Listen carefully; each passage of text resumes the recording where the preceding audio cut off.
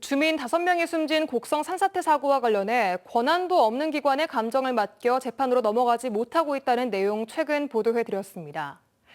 취재진이 검찰로부터 처음 감정 요청을 받은 공단 관계자를 만나봤는데요. 피해 주민들의 절박함과 달리 해당 공단 측의 답변은 너무도 황당했습니다. 임지은 기자가 취재했습니다. 집중호우가 내렸던 지난 2020년 8월 주민 5명이 숨진 곡성 산사태 사고. 검찰은 경찰로부터 사건을 송치받고 8개월 만에 시한부 기소중지 결정을 내려 수사를 중단했습니다. 전문기관인 한국산업안전보건공단 전남동부지사의 감정이 필요하다는 이유였습니다. 검찰로부터 처음 감정 요청을 받았던 당시 전남동부지사 관계자를 만났습니다.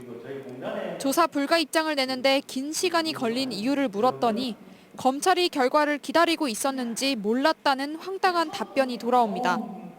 그런데 이제 검찰에서 연락이 오지 않길래 잊어버리고 있었어요. 네가 언제까지 이걸 당신이 자문을 해주세요. 자료를 다 주면서 안 해주면 우리는 수사는 이건 중지됩니다. 그때까지 그런 이야기 들은 것도 아니고. 애초부터 산업재해가 아닌 주민이 숨진 사고여서 감정할 수 없다며 고사했지만 검찰 수사관이 개인적으로 요청을 해와 본인이 소속된 전남 동부지사의 관할 지역도 아닌 곡성 산사태 감정 요청을 받아들였다고 말합니다. 이 기간 동안 검찰은 사건 자료를 제공한 적이 없고 10달이 지나서야 관련 진행 상황을 물었을 뿐입니다. 주소가 어디인지 한번 가보지도 못하고 어느 사업장인지도 모릅니다. 그래서 왜 지금서 연락을 주십니까? 그랬더니 그랬습니다. 내부에 여러 가지 일이 바쁘고 인사이동 때문에 아마 인재사 아마 처리하는 모양입니다. 그러더라고요. 검찰은 검찰 사건 사무규칙에 따라 기소 중지를 결정했으면 그 사유가 빨리 해소될 수 있도록 유의하게끔 돼 있습니다. 즉 곡성 산사태의 경우 전문기관의 감정이 필요했다면 수사를 끝내기 위해 진척 상황을 면밀히 살폈어야 한다는 겁니다. 만약에 사실조회라든지 감정 회신이 오지 않을 경우 그리고 확인을 했어야 되는데 그런 부분에 대해서 좀 미진하지 않았나.